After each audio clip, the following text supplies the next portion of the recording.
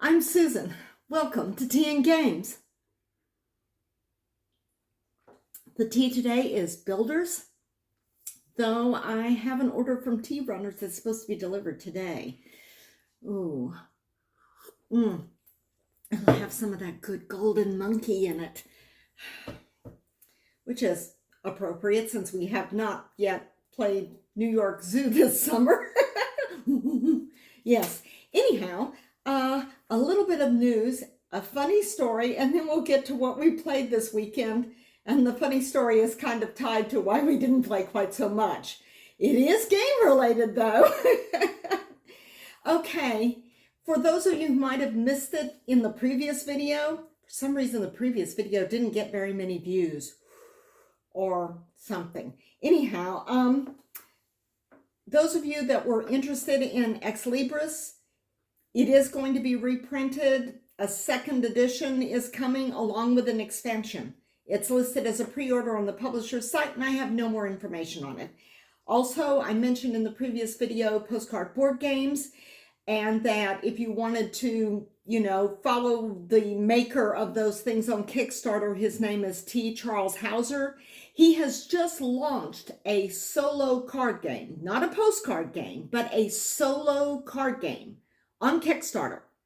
And it just launched today. I got the notification this morning. It is not a mini card game, though. For those of you who are fans of the 18-card game, this has 54 cards, and they feature his really beautiful artwork, photography on them. So you might want to check that out. I do not know if any of the postcard games will be available as add-ons.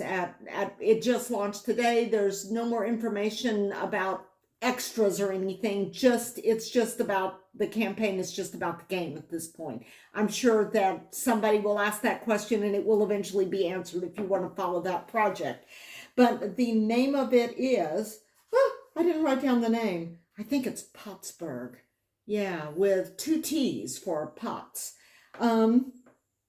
But yeah, follow him on Kickstarter if you want to find out when he will be doing more postcard board games. He usually does 1 set per year, so it'll be like next year. Okay, so now for why we didn't play quite as many games as I thought. And the funny story, I don't play RPGs, and there's a good reason for this, but maybe not a good reason. When I was in college, I played a few sessions of Dungeons and Dragons with some guys I knew, and it didn't go well. I mean, it was just the game was, as I understand it,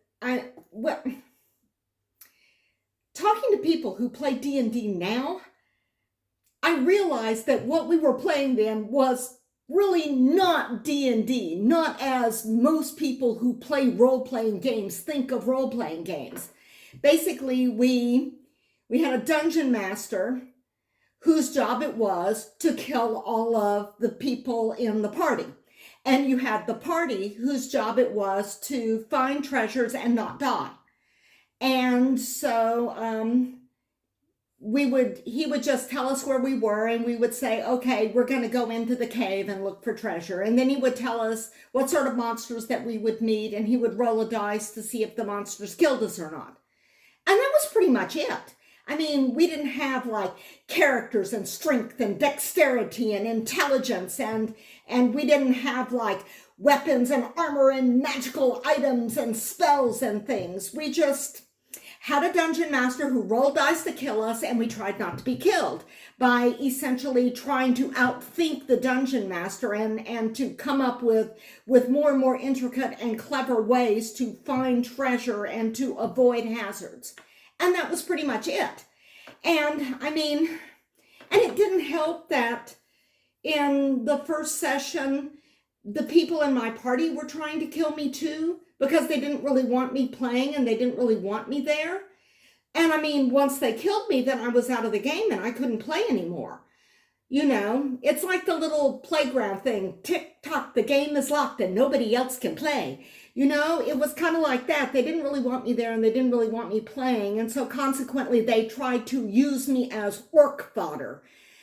So yeah, there was that. But I managed to prove my worth to them by thinking of more and more clever ways to find treasure and outwit the dungeon master. And so they decided it might be an asset to keep me around. So I stuck around for another session or two. But I mean, having a dungeon master whose joy in life was killing off the players and basically injuring the players and putting the players through hell was just not fun. I mean, it was very, very much a one versus many situation.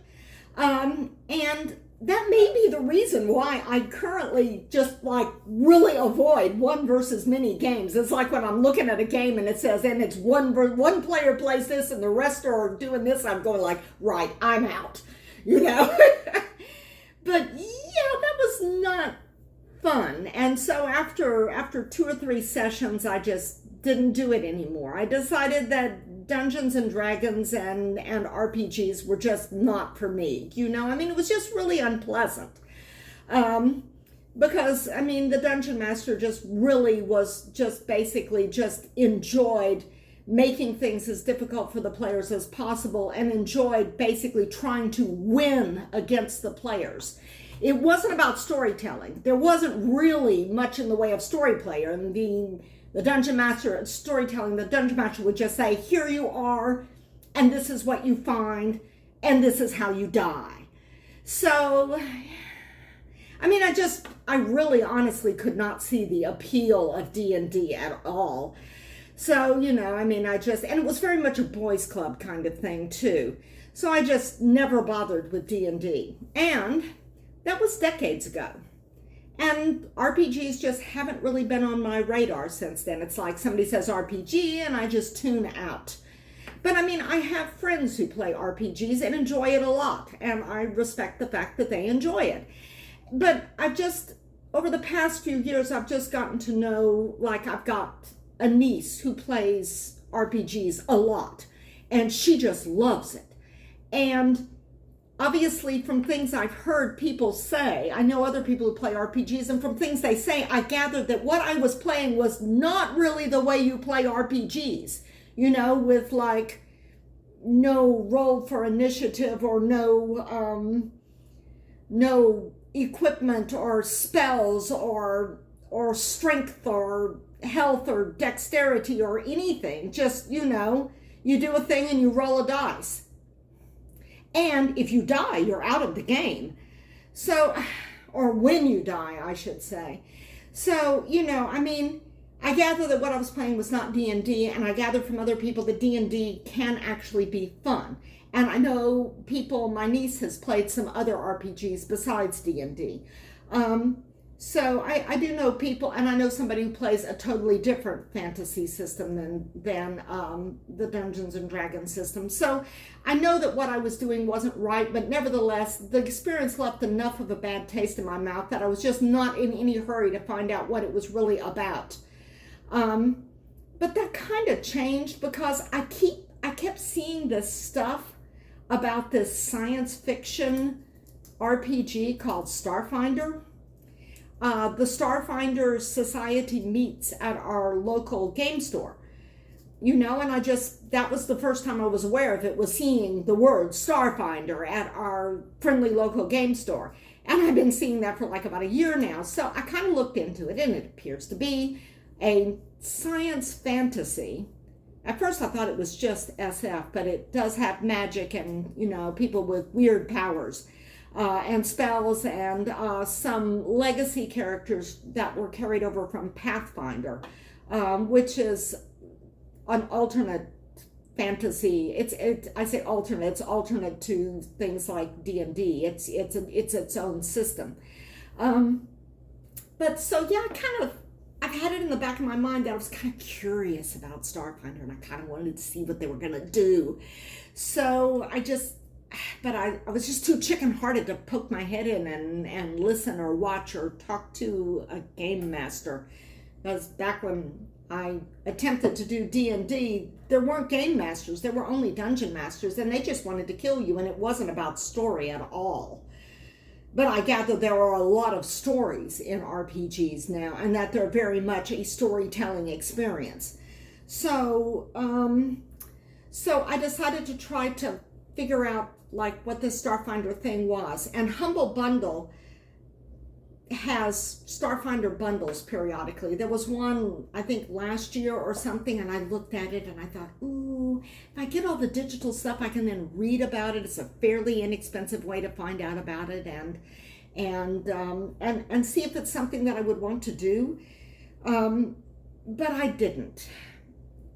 But then last month, or no, this is July now, so I guess end of May, beginning of June, something like that, there was another Starfinder RPG bundle on Humble Bundle, and I could get a whole ton of digital materials, including the beginner's box and the core rule book and alien archives, all three of them, as well as some adventures. Though I understand the adventures are actually only for the GMs to read. And also like character sheets I could print out, and if I wanted to make a character or something like that. So yeah, I got all that stuff and I started reading it, and I thought, this sounds kind of neat. Because I'm a sci-fi kind of girl. So I talked to Robert about it, and we decided that we would give it a try eventually.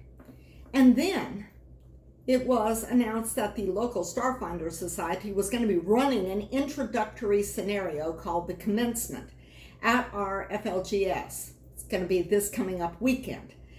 So yeah, I kind of re-intensified my efforts to like get through the material, the digital material that I downloaded. Core rulebook is like 500 pages. But yeah, so this weekend I made my character. Yeah, 2 pages and notes on the back where I tried to figure out what equipment I would most likely use.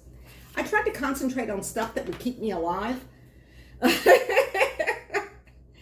and so consequently my character may be slightly unbalanced because of my previous RPG experiences when I just wanted to stay alive. Though, it's kind of, considering that I was having such a miserable time playing the game, it's like, why would I want to stay alive so I could keep playing it? Maybe I should just like die and walk away. But yeah, we're going to give it a try. Robert is still going through the core rule book. And I've talked to some people in the local Discord about it, and someone has volunteered to help me with my character, and so we're going to go over it and see if I made any mistakes in putting this together. I used a bot for a lot of the basic stuff on my character sheet, and then I filled in some of the other stuff that the bot didn't fill in, or that I didn't know at the time that I ran it all through the bot. Like I hadn't decided on equipment and stuff like that. So, and I'm going to play, assuming I don't change my mind. I mean, it's always possible that I'll have to whip up another character on the day, because it's like, there's going to be, I think, 2 groups, because there's going to be 2 GMs. It's possible that I just won't fit in any group, and I'll have to like redo the character to be something else. I mean, I could do that. But I've been thinking about this a lot. I'm going to play a Damaya Lashunta Starfarer Mechanic. Theme is Starfarer, class level is Mechanic level 1, homeworld Castrovel. And she is the only Damayo in her family. She lived on Absalom with her family for about a year, though she grew up on Castrovel. And she's good with mechanics and weapons and computers, and a bit about medicine, because they have mandatory military service after they hit puberty. So she returned to Castrovel for the mandatory military service, and that's how she learned some of the things she knows how to do. the choice of weapons for level 1 are really pretty pathetic. I feel like I'm probably going to die, so I socked a lot of stuff away into my constitution because I just kind of feel like I'm going to die, but I don't want to die. And also, some of the stuff that I got in equipment can be used to help keep some of my teammates from dying, because I would prefer my teammates not to die either. So, and that goes back to the fundamental lesson, maybe the only really good lesson I learned from that first attempt at an RPG. And that is that you should take care of your teammates and make yourself useful, you know? So, I mean, my teammates didn't really take care of me, but you need to be useful to your party thing is the first lesson I learned, because it was the only thing that kept me from being orc fodder, you know, for sacrificing me to the troll in the cave or whatever it was. So, I mean, so yeah, I put a lot of stuff into being useful. I've got some med patches and I put in a med kit, even though it's kind of pricey. And because, I mean, you really can't avoid injury in RPG. You may be able to avoid death, but you cannot avoid injury. It's just very, very difficult. So, I mean, though I've socked a certain number of points away to try to keep from dying, there's no way to really keep from being injured. And for my feats, I added toughness because I can only have 1 feat, I think. I would really like to have the bodyguard feat, though, because, again, that goes back to being useful to the party and taking care of my teammates, as I would hope my teammates would take care of me. And it does seem like the RPGs are much more team-spirited than my attempt at them in my youth. But yeah, we're going to give Starfinder Robert has not made his character yet. He is narrowing down his options. He's pretty sure what race he wants to play, but he has not nailed down theme and class yet. So yeah, we're going to work on that this week, and hopefully we'll be up to speed. I'm very nervous about this because it's like I really don't know how to do this. It's not like a board game. But as I understand it, the local Starfinder people, I've been told, are very, very friendly and extremely open to beginners. So, yeah, we're going to do that thing. And that's going to be next weekend. And that's what I'm going to be talking about on the next video, even though I seem to have spent a lot of time talking about it on this video too. So now on to what we played. We played Dive again, because it is just so cool, and it has just been so hot. And I mean, a game in which you're diving into water. That just sounds amazing. And it's a fun game. It plays very, very quickly, and we call it shark or no shark as we turn over the acrylic tiles. And I do talk about this in a couple of other videos. The only thing of note I will say is that if you're cracking the plastic on this thing for the first time and opening it up, you need to do that a week before the first play and spread out the acrylic sheets to let them air out because they stink. But I noticed one other potential long-term replayability drawback to Dive. Because we've been playing it more now, there are a couple of acrylic sheets that have large creatures on them, like the whale goes across one of them, and then you can see the tentacles from the octopus, and there's whale, octopus, oh yes, and there's a big eel that goes across one of the sheets. Now, when you're looking down through the acrylic layers, those things show up pretty darn well. And here's the thing, when you're programming the levels on this thing, and I'll pull it out to show for those of you that didn't see my previous video, when you're programming the levels and everything, you're looking down through there and you're trying to predict which levels have sharks, and you're trying to bid on the sea turtles and manta rays that may be on those levels. Well, if you've got big fauna like the octopus, the whale, and the eel, those sheets have no sea turtles on them, and they have no sharks on them. They only have that one big megafauna. So, I mean, if you're looking down through there and you know you can figure out what level that's on, let me see if I can get the reflection not terribly badly on here, then you're going to know, you're definitely going to get that level, you know? I mean, you definitely are, because you know from looking at it. And I think that if you played this game a lot, that's only 3 sheets out of, you can see a pretty good stack here, but if you play this game a lot, you're going to know those 3 levels. That those 3 levels have no sea turtles, manta rays, or sharks. But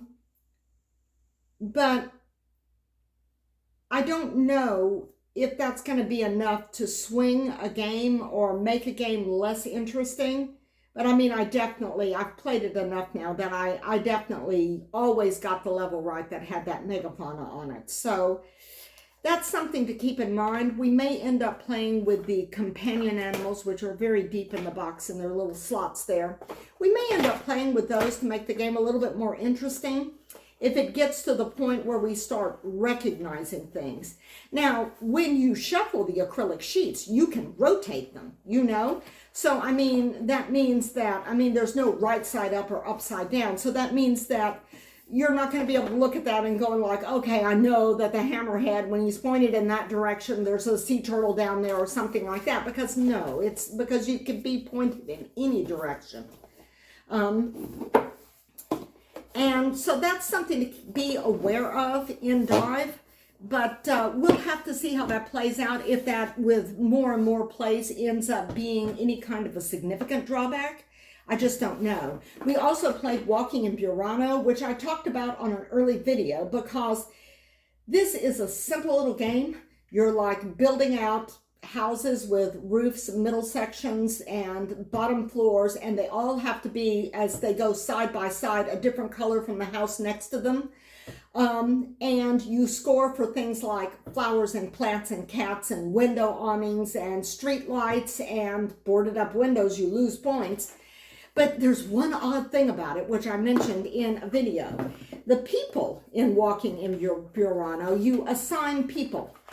You assign people that give you points. And you assign them when you complete a house. And there's only a certain number that you have for 2 different kinds of people. You can either have residents or visitors. Those are the 2 different categories, and they all score a little bit differently. But here's the thing. In the base game, and this particular base game, I think it's like a newer edition or something, it comes with the mini expansion, which gives you a few more characters. But in the base game, Santa is a resident, not a visitor.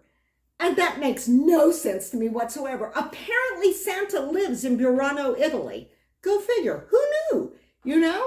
But we play, the way we play it, because we've got the mini expansion, which was rolled into this, is with the mini expansion, you swap out the characters, 1 or more of them, with characters that are in the base game. Now, the instructions say do it randomly, but anytime prior to, say, November or so, we leave Santa out and slot in one of the alternate residents from the mini expansion. And let me see if I can just pull out a card and show you what the artwork looks like here. See, this is like the middle level, and oh, it's upside down. You have a cat and an awning you can score for. And this is first level here. The top level. You could get cats and chimneys. You can score for chimneys for some of them, and some of them score for flower pots. And there's different types of flowers and plants. And the bottom row is actually a really interesting thing, because on the bottom, you can have houses. And by the way, there is a way of scoring for the people too. That they can have houses of different colors and types and stuff, but you can also have shops. Like this is a coffee shop. There's a coffee shop, a pizza place, an ice cream place, and a dress store. So, and you can score, depending upon the card you get, you can score for shops. The shopkeeper card will allow you to score for shops. And the first player token is this adorable little standee of a kitty cat. But it's a simple game, but it's kind of fun and tricky. I did horribly this weekend. I mean, I just totally tanked because I was trying to collect pieces that I could use to pair with a specific a resident card. But the downside to that is you may not get what you need to fulfill that resident card. You may need to be collecting something totally different. Or somebody else could take that card, and there's only a certain number of residents and visitors that you can use, even fewer in the two-player game. So yeah, I tanked badly. I mean, this was possibly my lowest score ever for walking in Burano. But I will say that I kind of had a sinus headache off and on all weekend, so that's my excuse and I'm sticking with it. I also played, I don't have the wallet game with me, I also played Numbsters a few times in the past week, and I have now worked my way up to numbers 1 through 12. I have won with numbers 1 through 12 for those of you who are tracking. And besides that, oh yeah, I don't know if you've noticed or if you can see, but we've finished the previous Scrabble game and we've started another one. The previous Scrabble game, I have gotten, I don't know what my Scrabble scores were back when I played when I was a kid, but my Scrabble scores since we started doing the wall Scrabble games, this last game, I got my all-time highest number with 257. I got 42 points scoring for the word queer, which was very appropriate for Pride Month. And then I scored again because I could add it should have been, I know you're thinking, it's like, why 42? Those Scrabble mavens out there are figuring it out. It could have been 45, but I had to use a blank. But then I scored again because I added an S to it, which connected it to hunts and queers. And so yeah, I scored even more off of that one. And for most of the game, I was scoring double digits. It was only toward the end when the board got really tight and we were having a hard time fitting anything in that I dropped back down into single digits. So that was like a pretty exciting game for me because usually I'm like drawing all consonants or all vowels, and it's like, and I can't make very good words or very long words or very high scoring words. And it's like, I'm going like, and I have to dump my letters again or some of them. So yeah. So I've had a few really rough games where I literally couldn't play anything. So on some turns. So it was really nice to just have one game where I just plowed through it. I just soared through it. I made big words and words that scored high points and double digits. And it was great. It was a little bit less great for Robert though. But we're on to another game, and he went first on this game. I've been going first on the last few games, and I don't know, sometimes it's an advantage to go second. I was actually kind of relieved when I drew a W, and he drew much lower, so he went first. Okay, what else did we play? I pulled out Cottage Garden, kind of a summery themed game, because that is the theme of this. Burano is a place in Italy. And you can walk along and visit the house, view the houses, which are all multicolored and pretty. And so it's kind of a summer game because it's got kind of a vacation-y theme, I guess you might say. Though really, I mean, honestly, here it is just too hot to walk outside. And it's also, I'm having a hard time keeping the plants alive as well, though we got a little bit of rain yesterday. Cottage Garden is a game by Uwe Rosenberg. It is a polyomino tile laying game. It plays really good on the app. I played this a lot on the app, and it doesn't hit the table actually all that often, but I thought that it would be a good summer game. You're laying out polyomino tiles and placing them on your boards. My only quibble with this game is a thematic quibble. And it definitely falls into the category of quibble. because it's just a tiny little annoying thing. You see, you got all these polyomino tiles that you're laying out here. Big bag of polyomino tiles. Whoa, bag was not sealed, and I've got flowers falling out. You've got a big bag of polyomino tiles. Some of them may have flower pots on them, but not too many. And some of them may be single tiles, which are cloches, which are a covering for plants. And you've got the boards. And you've got bag of flower pots here. Yeah, you got some flower pots here, little tiny one-piece flower pots things that you can put in there. But here's the thing, and this is what bugs me about this game. You don't score for those pretty flowers that you are placing out on the board. For all of the flower beds you score, you fill. You score no points for the flower beds you fill. You score points for empty flower pots and the little cloches that are covering like small tender plants that have just been planted. So that strikes me as being kind of, in a way, not thematic. It feels to me as if you should be scoring for the beds you're planting, when really you're scoring for the things you're not planting. In the case of flower pots, you're scoring for filling up areas of the garden bed with things that have nothing growing in them. So that kind of bugs me a little bit on a thematic level. You get a cute little wheelbarrow to mark the garden path, and you have the most, remember I mentioned adorable cat in Walking in Burano. Cottage Garden has the most adorable cat pieces. There's like, I don't know how many different cats that you can get on these tokens. And, oh, there are just so many cute kittens. I mean, there are just, at one point in time, I did count how many different cats there are, but there are several different cats. This, I believe, plays up to 4. Where's my lid? Yes, it plays up to 4. It's a fairly fast, fairly light game. Has a lot in common with other polyomino games, but it's very, very pretty. And it's also just really pleasant. And in a way that, I don't know, that also kind of fits with the summer theme, you know, pleasant garden game.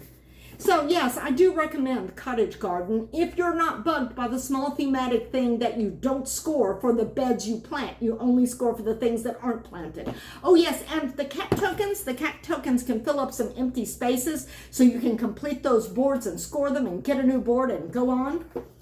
We also played, welcome to, you may notice this says dry erase expansions. Yeah, we got these at Barnes & Noble, which at the time it's a Barnes & Noble exclusive. I don't know if they still have it or if it's still exclusive for that matter. We like Welcome To. It's a fun, easy, well, not easy, no. You know, there was a question on Our Family Plays Games yesterday about what game gives you the most analysis paralysis. And I was thinking about it, going like, I don't know. I don't really have AP for anything in particular. I mean, but then later that afternoon, yesterday afternoon, we pulled out this and I'm looking at it and I'm going like, and this may be the game that gives me the most analysis paralysis, but it is fairly simple. It's an easy to teach, easy to learn, flip and write game.